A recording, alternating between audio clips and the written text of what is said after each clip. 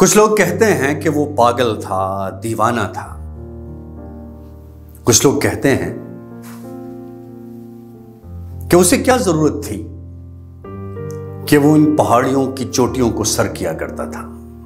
وہ ایسا بانکا سجیلا جوان تھا کہ پہاڑوں کی شہزادی کا اس پر دل آ جانا بنتا تھا۔ مجھے ہمیشہ سے لگتا تھا پہاڑوں کی بھی روح ہوتی ہے، کسی ناپسندیدہ کے قدموں کو یہ اپنے ماتھے کا بوسہ لینے نہیں دیتے، اور کسی محبوب کے قدم پڑتے ہی ان پہاڑوں کے سینے میں موجود پتھر دل دھڑک جاتا ہوگا۔ محمد علی ستوارہ اور کیٹو کی کہانی اختتام پذیر ہو چکی ہے۔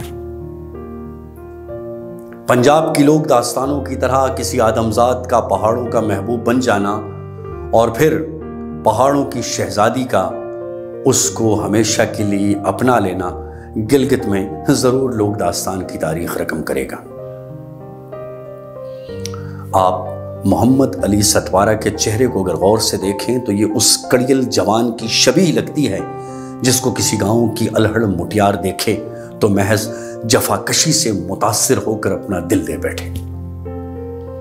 کون جانے ستوارہ کے قدموں کی دھک دھک کیٹو کے پتھر دل پر کیسی بھاری پڑی ہو۔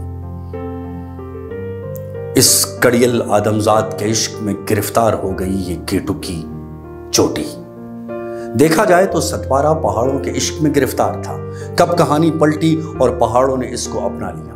محبوب میں ایک خاصیت ہوتی ہے کہ جب وہ عاشق بنے تو آپشن محدود ہوتے ہیں، جان لینے یا جان دینے کے مراحل میں داخل ہونا پڑتا ہے۔ عشق سچا ہو تو کائنات آپ کو امر کر دیتی ہے۔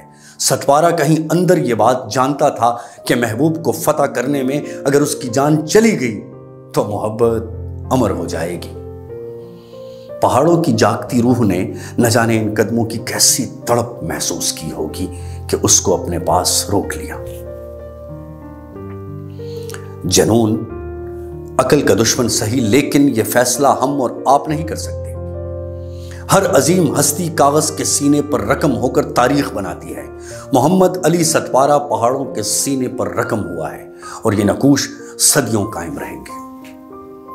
پہاڑ زادی کے عشق میں گرفتار اس آدمزاد کی کہانی لوک داستانوں میں درج کی جائے گی اور اس کہانی کے لفظوں سے ستوارہ کی روح اور فلک بوس پہاڑوں کی محبت جھلکے گی۔